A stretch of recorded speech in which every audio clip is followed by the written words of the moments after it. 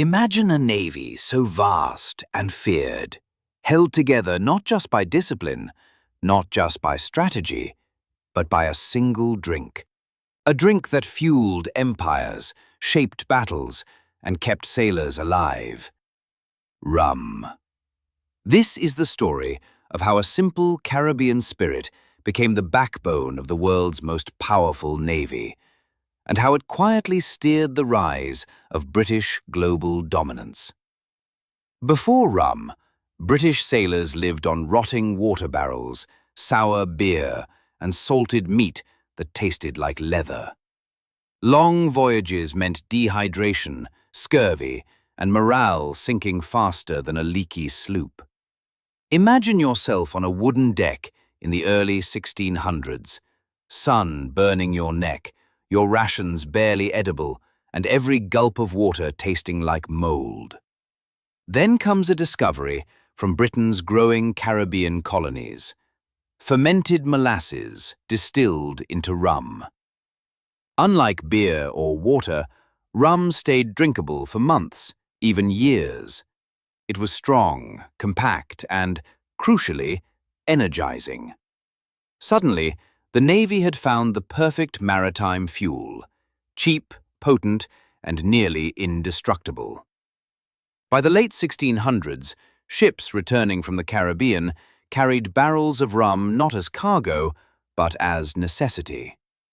In 1655, after seizing Jamaica from Spain, the rum supply exploded.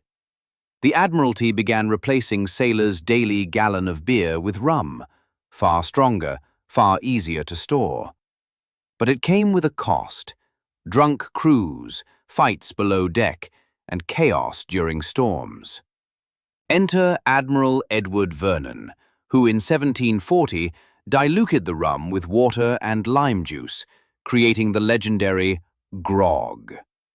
This wasn't just a drink, it was policy, discipline, and health strategy wrapped into one cup. Rum wasn't just a drink, it became a global currency. Sugar plantations in the Caribbean produced molasses. Molasses fed rum distilleries. Rum fueled the Navy. And the Navy protected the plantations. It was a circular engine of empire. Even more disturbingly, rum became part of the triangular slave trade, exchanged on African coasts for enslaved people who were then forced to produce more sugar. The British Navy, knowingly or not, became the military shield of that system. Why did Britain win so many maritime conflicts, from the 7 Years' War to the Napoleonic Wars? Historians point to discipline, ship design, and rum. A sailor with grog was a sailor who drank safely. Alcohol killed bacteria in water, stayed hydrated, had boosted morale, avoided mutiny, and pushed through brutal conditions.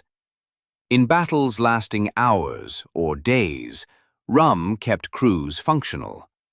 French, Spanish, and Dutch fleets had alcohol traditions too, but none as systematized as the British rum ration. Rum was a tactical asset disguised as a daily treat. By the 1800s, every sailor, young, old, experienced, or rookie, received rum twice a day. Imagine thousands of men across hundreds of ships synchronized in drinking. It built routine, it built loyalty, and it built an identity so strong that Navy rum became a legend. But it also hid darker consequences: alcoholism, dependency, and a culture of drinking that followed sailors into life on shore. Still, the empire marched on, powered by a wooden fleet and a daily half-pint. On July 31, 1970, the British Navy issued its final rum ration. Sailors wore black armbands. Some performed mock funerals, and thus ended a 300-year tradition. Why? Because modern warships needed sober technicians, radar operators, and missile specialists, not tipsy deckhands. Rum had built the Navy, but technology forced a breakup. Today, rum is sold as a luxury craft drink, but its real legacy is geopolitical. It helped the British dominate trade, secure colonies, and maintain naval control for centuries. The story of rum is the story of empire: sweet, intoxicating, profitable, and violent.